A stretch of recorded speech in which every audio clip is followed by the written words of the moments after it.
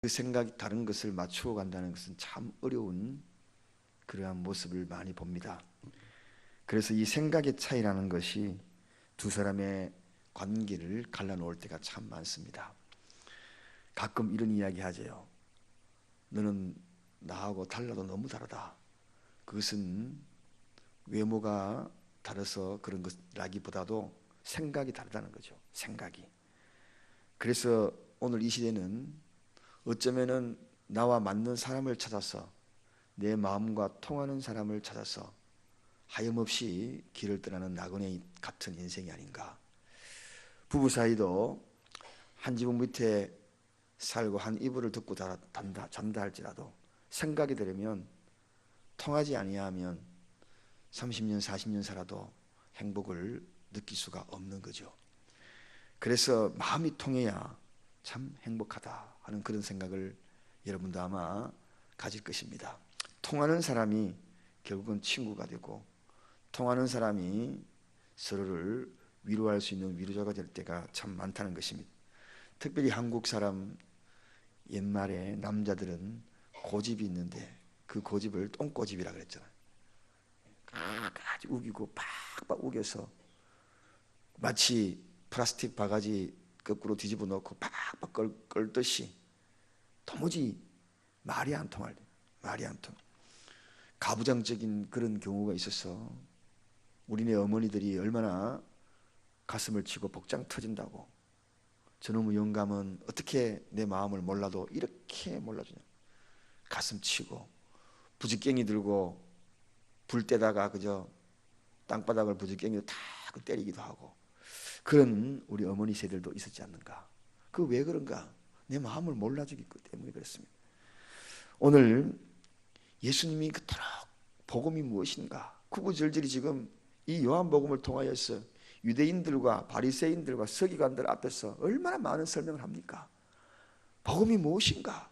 그렇게 구구절절 설명해도 마음을 열지 않고 생각이 그렇게 달라가지고 이해를 못하는 겁니다.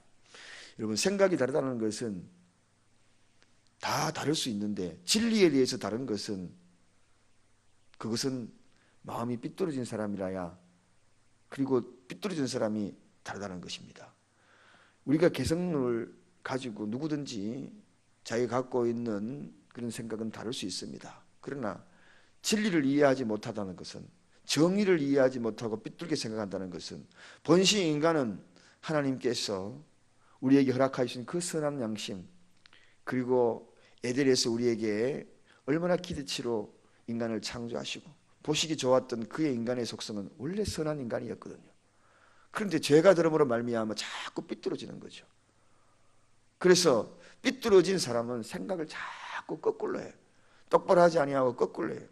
똑같은 생각도 그렇게 다르게 할 수가 없는 겁니다. 무엇에 의하여서? 진리에 대해서, 정의에 대해서, 올바름에 대해서. 오늘 여기에 예수님이 이제 도대체 이들이 갖고 있는 이 생각이 어떻게 다른지 한번 유대인들의 생각을 본문을 통하여 한번 찾아보고자 합니다.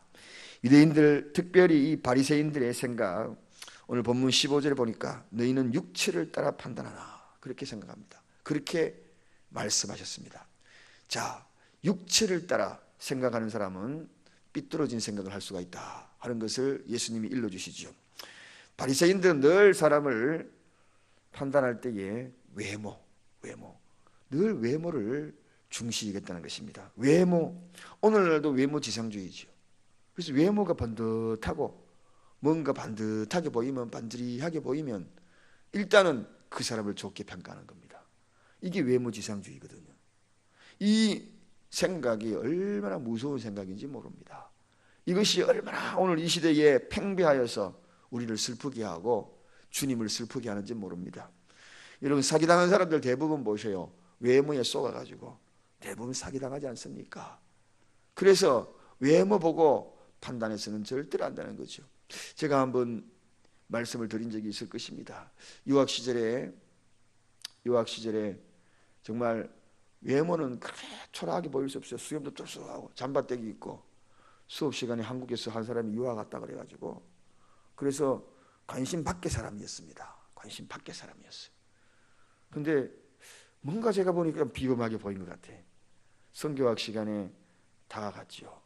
다가가지고 이야기 좀 합시다. 그래서 뭐 별 말도 안 하더라고요. 우리 집에 데리고 와서 기숙사에 데리고 와가지고 그래서 김밥도 그리고 밥도 같이 먹고. 근데 그것도 몰랐어요. 한참 만에 갈 때 알았습니다. 그가 누구인지. 알고 보니까 한국에서 여기 병원을 몇 개나 갖고 있는 그런 분이었어요. 안식년이라고 해가지고 1년 동안 교환 학생을 박사 중에 박박사더라고요. 박사 몇 개나 갖고 그런 분이더라고요. 그래서 제가 야 그렇구나. 외모로 판단해서는 안 된다. 아무도 그가 누구인지 몰랐지만 그렇게 많은 자산과 그리고 위치에 있는 분이 저렇게 초라한 모습이었구나. 여러분 외모가 참 중요합니다. 그래서 제가 한국에 와가지고 몇 번 만났죠. 그리고 또 도움도 제가 받을 때도 있었습니다. 세상에 이 외모라는 것이 얼마나 우리를 눈을 가리게 하는지 모른다는 것입니다. 그래서 그 유명한 사무엘상 16장 7절에 있는 말씀이지요. 그 말씀이 뭡니까? 사람은 외모로 판단하나 하나님은 뭘 본다고요? 중심을 보느니라. 중심을 보는. 이 이야기는 다윗을 사무엘이 기름 부음으로 말미암아 그때 왕이 되는 그 시점에 하신 말씀이에요. 자, 다윗의 아버지도 자기 아들조차도 가만히 비교해 보니까 다 외모를 비교해 보니까 왕이 될 사람은 다윗이라고 생각도 못하는 겁니다. 저렇게 초라하고 말째가 장남도 아니고 둘째도 아니고 말째가 왕이 된다. 상상도 못해서 얘야 너는 들녘에 가서 저기 양떼나 지키고 있어라. 나머지 7명을 데리고 한 사람 한 사람씩 이 왕이 되겠습니까? 안 되겠습니까? 하고 시험과 검증을 받는 그런 대목입니다. 그런데 정령 왕이 될 사람은 저 밖에 변방에서 양떼를 지키는 목동 다윗이었다는 것입니다. 여러분 저 말째가 어떻게 무엇을 받나요? 말째라는 것은 한마디로 마지막 막내 제가 뭘 하겠냐 그런 생각을 가진 것은 외모를 보았다는 거죠. 외모를 보았다는 거죠. 인물도 번들이하고 잘생겨야 돼요. 그래서 오늘 이 시대에요 외모 보고 결혼했다가 낭패당한 사람 많습니다. 낭패당한 사람 많아요. 진국은 중심에 있는 거죠. 인생을 살아가다 보면 제일 소중한 것이 오래 살다가 정이 나는 사람이 있지만 처음에는 정이 났지만 나중에는 정 떨어지는 사람이 있어요. 그 차이가 뭔가요? 바로 외모 보고 결혼할 때는 그런 생각, 그 마음을 나중에는 그렇게 변화되는 것을 보게 됩니다. 그래서 진국은 진짜 마음이 소중한 거죠. 살아보면 자꾸 깊은 정이 들고 구수한 가마솥처럼 된장찌개처럼 먹으면 먹을수록 실정도 안 나고 그런 관계가 있는 사람, 그게 속 깊은 사람 아닙니까? 우리가 오늘날 교회에서도 잘해야 합니다. 교회에서도요 이 외모 판단해가지고 그 사람에 대해서 지위나 경제력이나 학력이나 권력이나 이런 걸 보고 교회에서도 높은 직분 자리에 뭐 어떤 위치에 그렇게 우선적으로 생각하는 것은 결코 아니라는 것이죠. 여러분 주님은 무엇을 보는가? 중심을 봅니다. 중심을 보여. 그래서 오늘 우리가 가져야 될 이 모습, 마치 사무엘이 다윗의 기름 부을 때에 그때 생각했습니다. 사람은 외모로 취하는 것이 아니다. 중심이다. 특별히 바리새인들이 실수한 것이 바로 이것이었다는 것입니다. 이러니 외모 보고 자꾸 생각하니 그래서 주님을 알아볼 수가 있습니까? 저 갈릴리 시골떼기 목수 그 외모 보고 주님을 생각하고 있으니 그들이 어떻게 진리를 판단할 수 있겠어요? 또한 그들의 실수가 있습니다. 바리새인의 생각이 무엇이었습니까? 보지 않고는 믿지 않았다는 것입니다. 여러분 이것이 뭡니까? 결과적으로 다 보이는 겁니다. 보지 않고는 믿지 않았다. 그 사람은 포장하는 것이죠. 그 보이는 것으로 인해 포장하는 것입니다. 보지 않고는 믿지 아니하는 그런 마음이 그들 마음속에 있으니 예수님을 하나님 독생자 아들 예수로 메시아로 믿을 수가 없었던 것입니다. 그래서 오늘 본문 19절에도 이에 저희가 묻되 내 아버지가 어디 있느냐? 예수님께서 내 아버지 이렇게 이야기하니까 성부 아버지에 대한 이야기를 하니까 네 아버지가 있느냐? 아버지를 보여달라 이렇게 이야기하는 것입니다. 내 아버지가 있느냐? 여러분 바로 이러한 무지에 대해서, 믿지 못하는 것에 대해서 그들의 모습은 항상 보이는 것 중심으로 움직인 것을 보게 되죠. 도마가 부활하신 예수님 그 앞에 나타났을 때에도 옆구리에 창자국을 만져봐야 내가 믿겠다는 것입니다. 손바닥에 못자국을 만져봐야 내가 믿겠다는 것입니다. 여러분, 이건 참 무서운 믿음입니다. 믿음이라는 정의를 모르는 사람들의 특징이 뭔지 아십니까? 체험해야 믿겠다는 것입니다. 믿으면 체험하는데 늘 거꾸로예요. 늘 거꾸로예요. 체험해야 믿겠다. 보여주면 믿겠다. 여러분, 친구들한테도 그러지 않습니까? 기도하다가 그러지 않습니까? 하나님, 그거 들어주면 내가 믿겠습니다. 그거 응답해 주시면 내가 믿겠습니다. 정말 믿음의 아주 차원 낮은 그러한 고백이죠. 믿음이라는 단어가 뜻이 뭡니까? 보지 않고 믿는 것이 이게 믿음이라는 단어의 정의입니다. 믿음은 바라는 것들의 실상이에요. 그래서 히브리서 11장의 믿음장에 보면 바라는 것이 뭡니까? 바라는 것은 막연한 거예요. 보이지 않는 거예요. 그런데 실상이다. 실상으로 믿는 것이 믿음이라는 것입니다. 근데 오늘날 이 시대에도 이런 경우에 오류에 빠져 있는 사람이 너무나 많습니다. 대부분 여러분 전도하려고 그러면 뭐라고 이야기합니까? 대부분이 하나님 있으면 눈앞에 보여달라고 이렇게 이야기합니다. 그러니 그들의 어떻게 주님께로 돌아오겠나요? 택도 없는 소리죠. 오늘 이 시대에도 신앙생활 하면서도 이런 이야기, 이런 생각을 가지고 삐뚤어진 생각으로 믿는 사람이 있습니다. 그건 믿음이 아닙니다. 제가 한때 그런 생각을 가졌거든요. 세 가지 기도 제목을 가지고 그렇게 기도하고 막 그럴 때 제 마음속에 그것이었습니다. 하나님, 이거 응답해 주시면 내가 진짜 신학교 가고 목사가 되고 하나님 시키는 대로 다 하겠습니다. 그랬거든요. 근데 어느 날 제 멘토들인 목사님이 그러더라고요. 기도 제목을 다 보더니만 저보고 그러는 거예요. 그러지 말고 먼저 신학교 원서 내봐. 그러면 하나님이 응답 안 해주실 것이야. 그러더라고요. 먼저 해봐. 맞는 것 같습니다. 우리 믿음은 항상 그런 것 같아요. 해주면 내가 믿는 것이 아니라 내가 먼저 하면 하나님이 하시는 거예요. 이게 믿음이거든요. 믿음이란 정의 뭡니까? 그렇게 될 것을 믿고 그렇게 하는 것이 믿음인 거죠. 그러니 바리새인들은 항상 그런 생각을 가지는 겁니다.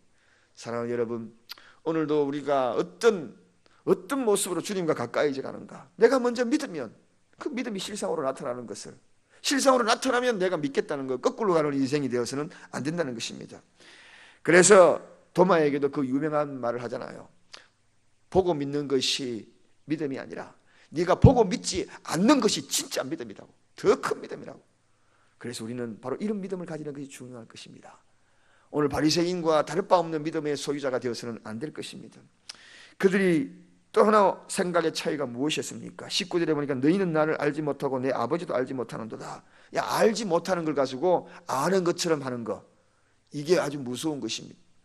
여러분, 가만히 들어보면 성경 지식이 굉장히 많이 있는 것처럼 이야기를 하는데 그걸 가지고 자기 믿음의 분량과 믿음의 차원이 다르다는 것을 이야기할 때가 참 많아. 그러나 우리가 하나님 앞에 서면은 다 무지한 존재 아닙니까? 우리가 아는 것이 얼마나 많겠습니까? 천지 우주 만물을 창조하신 주님 앞에 서면, 성령이라는 그 엄청난 거울 앞에 서면 투명하게 비춰지면 너무나 초라한 존재인데, 우리가 알면 얼마나 안다고, 우리가 알면 얼마나 알고, 똑똑하면 얼마나 똑똑하다고 그렇게 이야기할 수가 있는 것입니다. 오늘 너희는 나를 알지 못하고 내 아버지도 알지 못한다. 모르는 것, 모르면 그저 신앙생활 묵묵히 하는 것이 중요해요. 아는 것처럼 막 떠드는 것, 그것이 어쩌면 바리새인의 모습이 될 수가 있고, 이것이 주님과 생각과 너무나 다를 때가 있다. 그러므로 때로는 침묵이 지식일 수 있습니다. 웅변이 오히려 무지일 수도 있는 것입니다. 그래서 웅변이 무지가 되고 침묵이 지식이 될 수 있다는 것. 오늘 보십시오. 예수님이 이야기를 해도 계속 자기가 알고 있는 것으로 예수님께 반박하지 않습니까? 내가 알고 있는 것, 내가 알고 있는 것, 끝까지 이러지 않습니까? 사랑하는 여러분, 이제 오늘 말씀을 정리합니다. 이런 말씀을 듣고 주님이 말씀을 뭐라고 하십니까? 내가 나를 위하여 증거하는 자가 되고 나를 보내신 아버지도 나를 위하여 증거하시느니라. 그렇게 잘 들어라.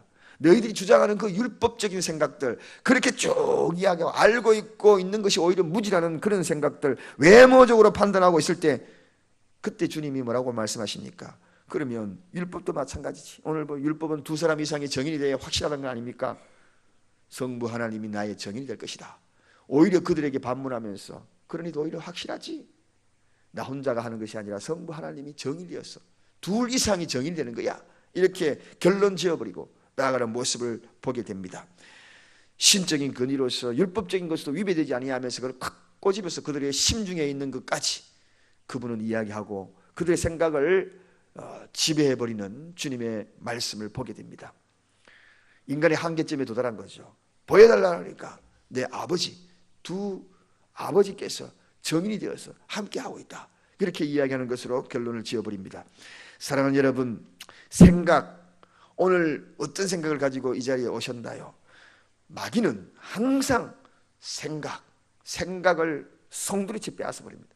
가룟 유다, 마귀가 생각을 지배했다, 그렇게 이야기하고 있습니다. 그리고 사울에게 악신이 그 생각, 그 심령에서 지배하였다. 그래서 오늘 우리의 믿음을 흐트려 놓고 하루의 모든 삶의 여정길에 내 생각이 삐뚤어지지 아니하도록 잘 바로잡고 성령에 사로잡히는 우리의 생각이 되기를 간절히 축원드립니다. 외모지상주의, 외모로 취하지 말고, 그리고 주님이 생각하는 그 중심, 겉으로 보이는 것으로 사람을 다 판단하지 말고 중심에는 또 다른 것이 있다, 그런 마음을 가지고 오늘 하루도 살아가는 저와 여러분 되십시다. 기도하겠습니다. 하나님 아버지,